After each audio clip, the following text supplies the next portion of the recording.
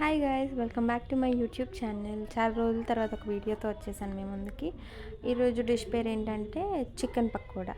చాలా ఈజీగా చెప్పబోతున్నాను. ముందుగా 1/2 kg చికెన్ తీసుకొని కొద్దిగా పసుపు, మీకు కావాల్సినంత కారం అండ్ ఉప్పు, మీకు సరిపడా కారం ఉప్పు వేసుకోండి. అండ్ అల్లం వెల్లుల్లి పేస్ట్ ఒక 2 టేబుల్ స్పూన్స్ వేసుకొని బాగా కలపండి. ఇందులో మీకు ఒక టిప్ కూడా నేను చెప్తాను. ఆఫ్టర్ స్పైసెస్ అన్నీ వేసిన తర్వాత మీరు ఒకసారి మంచిగా ముక్కలకి మసాజ్ చేసినట్టయితే, చాలా బాగా ఎక్కువసేపు చేసినట్టయితే ఆ కలర్ మంచిగా వస్తుంది అండ్ బాగా పడుతుంది అనమాట. ఈ ఆర్టిఫిషియల్ కలర్స్ కూడా మీరు యాడ్ చేయాల్సిన అవసరం లేదు. అండ్ మళ్ళీ ఒక ఎగ్ మొత్తం బాగా కలిపేసిన తర్వాత ఒక ఎగ్ వేయండి. అండ్ ఆ ఎగ్ ఎక్కువ వేయకండి, 1/2 kgకి ఒక ఎగ్ వేసుకోండి. బికాస్ మళ్ళీ నూనెలో వేసినప్పుడు అది సపరేట్గా ఊడిపోతుంది అనమాట. సో 1/2 kgకి ఒక ఎగ్ ఇలా కొలత పెట్టుకోండి.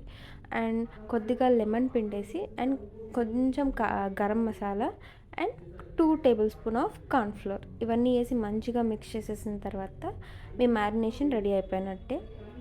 ఇది మీరు 1/2 అవర్ బయట ఉంచి పెట్టేసుకున్న, నూనెలో వేసుకున్న ప్రాబ్లం ఏం లేదు. నేనైతే ఒక 10 minutesకే వేసేస్తాను. అండ్ ఇప్పుడు బండిలో నూనె వేసుకొని వేడి చేసిన తర్వాత ఈ చికెన్ మ్యారినేషన్ని ఆయిల్లో మీరు ఫ్రై చేసుకోవడమే, అంతే సింపుల్. ఆ లోపల మీరు మీకు ఇష్టమైనట్టయితే పచ్చిమిరపకాయ స్లిట్గా కట్ చేసుకొని అండ్ కరివేపాకు కూడా అందులో వేసుకోవచ్చు.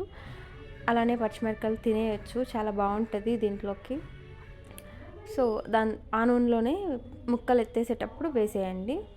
వన్స్ మొత్తం అయిన తర్వాత వేడి chicken pakora is ready to serve.